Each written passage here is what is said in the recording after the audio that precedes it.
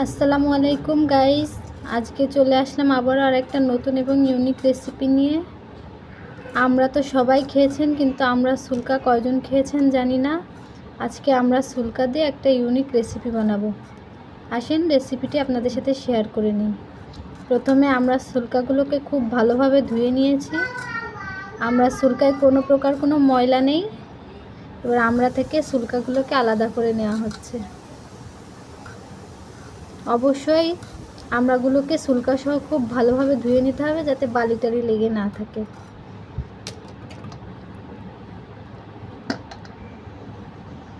আমড়াগুলোকে এমনভাবে ছিলা হচ্ছে যেন সুলকার সাথে একটু মাংস লেগে থাকে। যেহেতু আমরা সুলকাটাই ব্যবহার করব, সেজন্য একটু রেখে রেখেই কাটা হচ্ছে। দেখতেই পাচ্ছেন কতটা।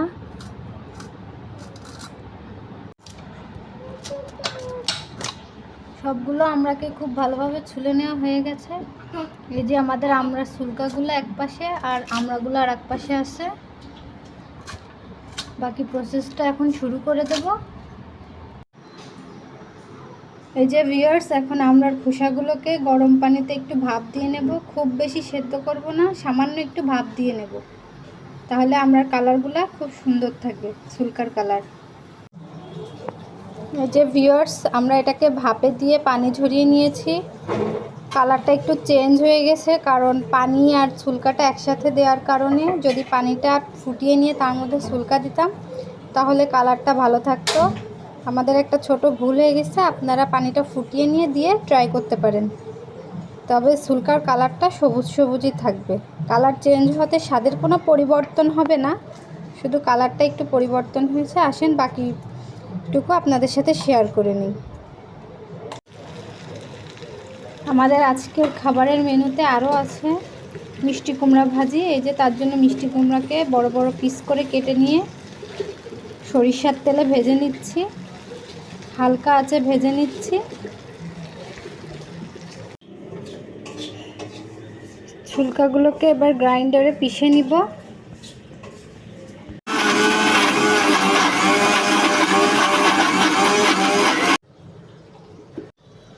এই দেখেন, আমরা ছুলকাগুলো গ্রাইন্ডারে দিয়ে গ্রাইন্ড করা হয়ে গেছে।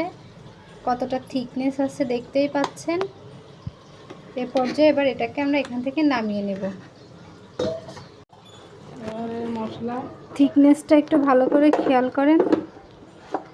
দেখেন একটু দানা দানা আছে, তাহলে মুখে দিলে মাছ ভুনার জন্য কড়াইটাকে ভালোভাবে গরম করে তাতে সরিষার তেল দিয়ে দিয়েছি। তেলটাকেও খুব ভালোভাবে গরম করে নেব, নিয়ে মাছগুলোকে লাল লাল করে ভেজে নেব। তেলটা ভালোভাবে গরম হয়ে গেছে। এবার এর মধ্যে আস্তে আস্তে মাছের পিসগুলোকে ছেড়ে দেবো।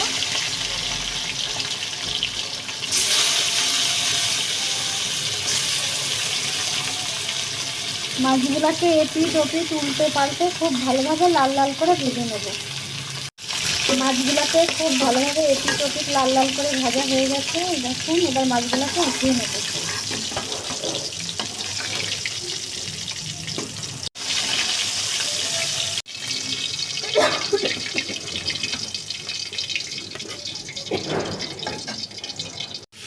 আমাদের কুমড়ো ভাজিটা সম্পূর্ণ রেডি হয়ে গেছে।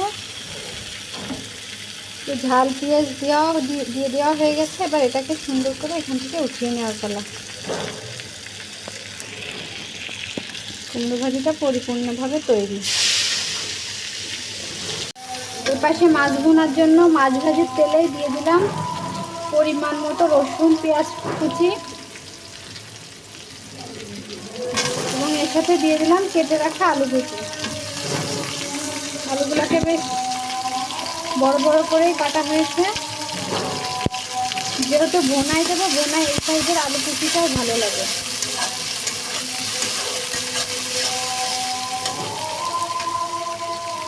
এবার সবগুলো উপকরণ একটু ভালোভাবে ভেজে নেব। রসুন পেঁয়াজ এবং আলুটাকে ভাজা হয়ে গেছে। এর মধ্যে হলুদের গুঁড়া এবং ধনের গুঁড়া অ্যাড করে দিয়েছি। হলুদ এবং মরিচের গুঁড়া অ্যাড করে দিয়ে আরও একটু ভেজে ভেজে নিয়েছি। এবার এর মধ্যে অ্যাড করে দেবো বাটা মশলা।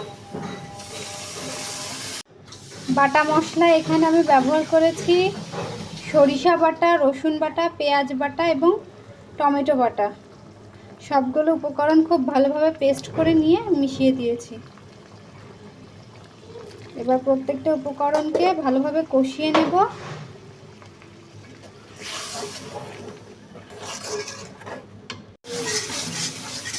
যে বন্ধুরা দেখেন মশলাটা খুব ভালোভাবে কষানো হয়ে গেছে, পুরো পানিটা শুকিয়ে ফেলেছে।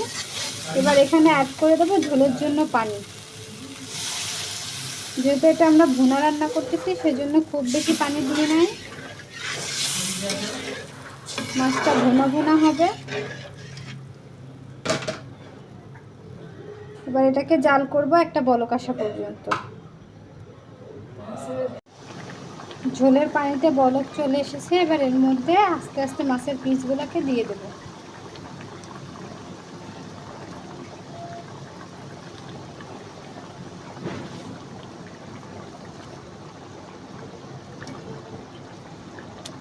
প্রত্যেকটা পিস ভালোভাবে বিছিয়ে দেওয়া হয়ে গেছে। এবার মাছের ভুনার জন্য গ্রেভিটাকে যেই পর্যন্ত রাখবো সে অনুযায়ী জাল করে নেব। আপনারা আগে দেখেছেন আমরা মশলা কষানোর সময় জিরা ধনে ব্যবহার করি নাই। এই যে জিরা এবং ধনের গুঁড়া এখন দিয়ে দিলাম, যেহেতু এটা ভাজা সেজন্য এটা রান্নার শেষের দিকে অ্যাড করলেই ভালো সেন্ট আসে।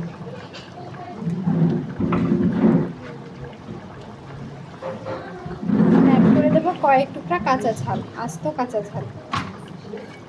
কাঁচা ঝালটা দেওয়ার কারণ স্বাদটা বাড়বে সেজন্য।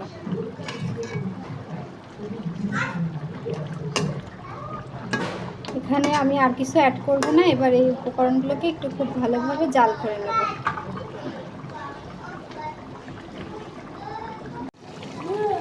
বন্ধুরা এই যে মাছ ভুনাটা সম্পূর্ণ রেডি। এ পর্যায়ে এটা জাল বন্ধ করে রেখে দেব এবং আগে থেকে যেই আমরা সুলকা ছুলে রেখেছিলাম সে আমরা সুলকার চাটনি রেসিপিটা এখন আপনাদেরকে দেখাবো। আমাদের আমড়া রেসিপির প্রস্তুতি চলতেছে। আমরা এবং ডিমের কুরমা রান্না করব, সেজন্য এখানে নিয়ে নিয়েছি 4টা ডিম। ডিমটাকে খুব ভালোভাবে কষিয়ে নিচ্ছি।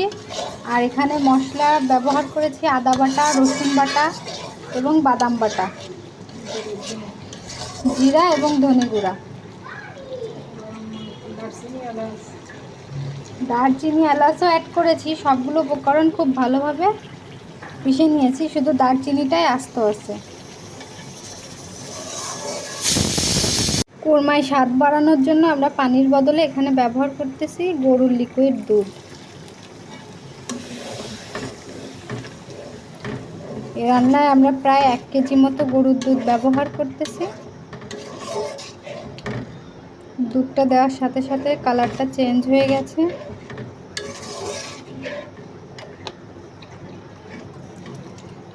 এই রান্নার স্বাদটা দ্বিগুণ করে দেবে দুধ এবং বাদাম বাটা। দুধটা দিয়ে আবারও খুব ভালোভাবে জাল করে নেব। যেহেতু ডিম এবং আমড়াটা আমরা একসাথে করে কুরমা রান্না করব, সেজন্য এখানে প্রেসারে আমড়াটাকে আগে খুব ভালো করে সেদ্ধ করে নিয়েছি। আর এই সেদ্ধর মধ্যে এখানে আমরা ব্যবহার করেছি দারচিনি, তেজপাতা, এলাচ এবং সামান্য একটু চিনি। এটা একটু মিষ্টি মিষ্টি কোরমা হবে, এজন্য চিনির পরিমাণটা বেশ ভালো মতোই দেওয়া হয়েছে। সবগুলো উপকরণকে খুব ভালোভাবে সেদ্ধ করা হয়ে গেছে। এবার ডিম ভুনার সাথে ডিমের কোরমার সাথে এটাকে অ্যাড করে দেব। আমরা যে দুধ দিয়ে, বাদাম বাটা দিয়ে, আদা বাটা দিয়ে যে ডিমটা কষাচ্ছিলাম তার মধ্যে আগে থেকে জাল করে রাখা আমড়াগুলো অ্যাড করে দিচ্ছি। রান্নাগুলোকে আমরা খুব সামান্য উপকরণেই রান্না করার চেষ্টা করেছি। এখানে নারকেলের দুধটা ব্যবহার করলে খুব ভালো হতো, কিন্তু যেহেতু হাতের কাছে নারকেল নেই সেজন্য আমরা গরুর দুধটা ব্যবহার করেছি, লিকুইডটা। এতে স্বাদের কোনো হেরফের হবে না, স্বাদটা খুব ভালোই আসবে। আপনারাও গরুর দুধ দিয়ে রান্না করে দেখতে পারেন। এবার এইটাকে খুব ভালোভাবে জাল করে নিতে হবে।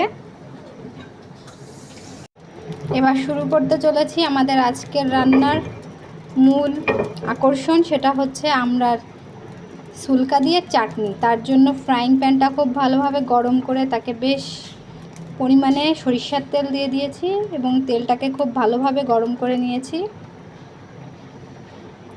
সরিষার তেলটাকে একটু ভালোভাবে গরম করে নিতে হয়, তাহলে সরিষার তেলের যে স্মেলটা থাকে ওটা রান্নার সাথে আসে না। তেলটাও খুব ভালোভাবে গরম হয়ে গেছে, দেখতেই পাচ্ছেন। এবার এর মধ্যে অ্যাড করে দিলাম রসুন কুচি,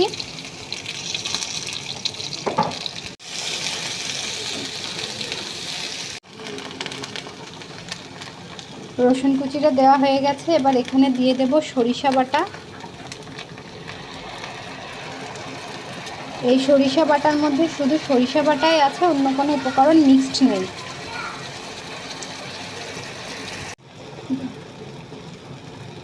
রসুন এবং সরিষা বাটাটাকে একটু হালকা ভেজে নিয়েছি। এবার এর মধ্যে অ্যাড করে দিচ্ছি আগে থেকে পেস্ট করে রাখা সেই আমড়ার ছুলকাগুলো।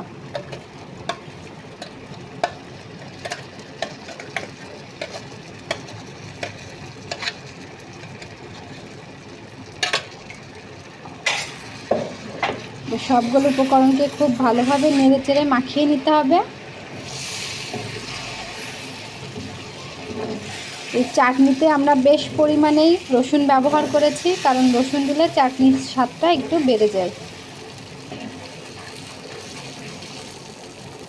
খুব ভালোভাবে নেড়ে চেড়ে নিতে হবে। এবার এখানে অ্যাড করে দেব একটু লবণ। লবণটা দিয়ে খুব ভালোভাবে মিশিয়ে নেব।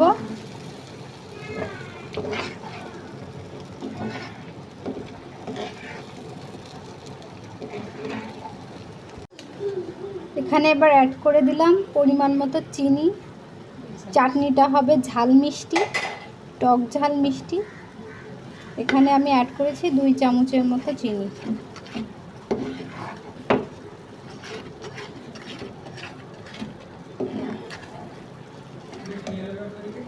এবার এখানে অ্যাড করে দিচ্ছি চিলি ফ্লেক্স,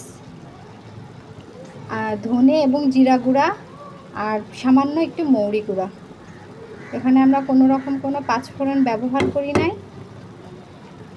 চিলি ফ্লেক্সটা দেওয়ার কারণ বেশ ঝাল ঝাল হবে।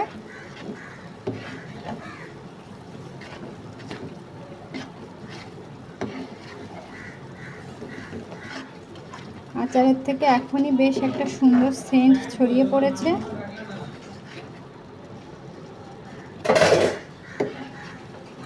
এবার এটাকে অনবরত নেড়ে চেড়ে ভালোভাবে একটা মাখা মাখা পর্যায়ে আনতে হবে।